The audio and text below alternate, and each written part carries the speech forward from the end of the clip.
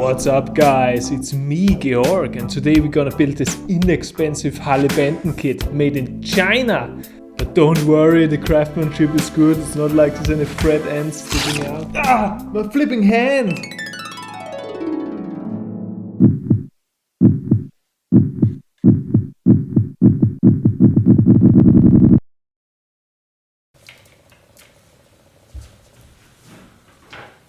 What's up guys? Alright, so in this video we're gonna do a candy paint job, which are supposedly difficult, and this is why we're gonna use this inexpensive guitar kit, which was only 98 euros, so it wouldn't be a nightmare if it goes wrong, but I hope it will look great. The candy paint works like this: you have a metallic color, sometimes gold, we're gonna use silver, and then you spray this translucent candy red, in our case, and green over it. Those are my test spray objects, and I want to paint this Les Paul style body in red and green stripes, so the masking might be a bit tricky. So a little bit more about the kit. The neck looks fantastic. Unfortunately it's already finished, it has some base coat on it, but we will just paint over it. The body, however, is quite raw. The neck pocket has some uneven areas, which we're gonna use some filler, and also the neck pocket has no wall at the end, so I hope it's gonna sound decent. In general, the wood looks alright. The hardware might be terrible, and people online are saying that the neck pickup is quite terrible. But you know, you can always replace hardware and pickups. So let's start with the masking, and then we will spray on the metallic silver.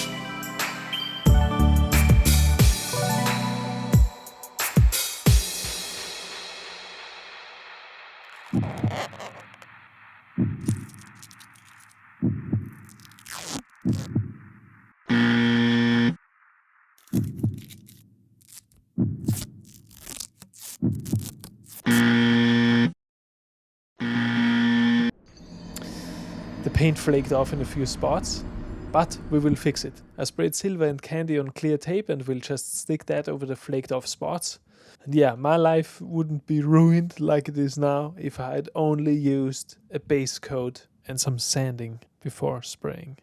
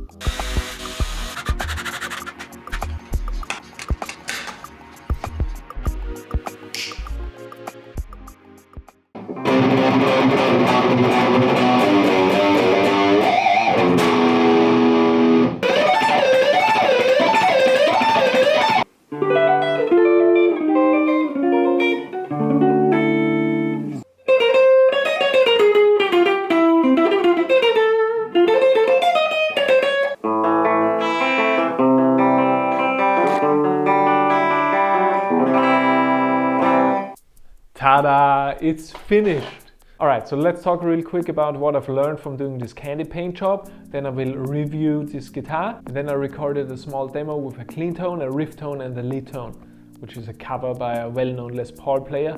It's the one who is not Jimmy Page, the other one. So in general, the red and green was inspired by a Christmas decoration. But if I would start over, I would make red the main color and green as an accent. For example, I would make the green stripes only half as wide, and I would make the back in red, stuff like that. Then the huge mistake that happened was when the paint flaked off. This could have been avoided by sanding the body thoroughly, then putting on a sanding sealer and base coat, and then maybe even before masking the green to put on an intercoat, like one layer of clear coat to protect the rather fragile candy paint. Then this would have never happened. On something expensive, it would have been a reason to start over, but this is just a cheap guitar kit, so the way I fixed it was good enough. I wanted to keep going. Also, what I've realized is true oil or boiled linseed oil is working really well on candy, so you might as well do a true oil and then nitro finish over candy. It would work. Alright, about the guitar, you get what you pay for. It's only 98 euros or about $100. So it's a beginner level guitar, but it's nice. It's much better than my very first electric. So first of all, it's very light. I think the cheapest part of the kit is the body wood. Also, it would have needed a lot more sanding than I did. Yeah, please, if you paint this kit, sand the body like a lot. Also the neck, if you decide to paint over it like I did. Then the tuners are okay. Usually at this price point, 1 or 2 tuners would be terrible, like they're really hard to turn or way too light. Those are all kind of the same. They have a little bit of a dead spot, but that's normal. They're not name brand tuners, so this is to be expected. But you just tune from down up as you should on every guitar anyways. In general, there's nothing really worth upgrading. It all fits. There's nothing that stands out like this is the terrible part. If you replace it, then it's better. I think if you want something better, just buy a more expensive kit in general or guitar. Online, people complain about the neck pickup being so muddy. I didn't think so. The neck is quite clear. It's good. I like both pickups. There's no need to replace them. Then the two-pneumatic bridge, nothing is buzzing. Sometimes those bridges have the issue if you play a certain note, there's something buzzing. This one, there's no buzzing noise. Then my favorite part of the kit were the electronics. You didn't need to solder anything. You just need to put together some connectors. Except the manual is not very clear at this point, because here at the toggle switch you need to connect 3 cables together. The connectors are not labeled, and in the manual it just says connect it like this. But what you do is you take your multimeter and you, for example, measure the hot wire of the neck pickup volume pot, and then measure to which connect it is going, and then you know, this one is the neck pickup. Then it's rather easy to know how to connect it. Oh, also about the paint job, the candy paint on the chrome hardware, this would not last. This was just done for fun. Soon, in a few months, the red will come off the bridge and stuff like that. But if you want to paint chrome parts, there's a product called adhesion promoter, or a plastic primer might also work to help whatever paint you put on it to stick better. Finally, there's one remaining issue.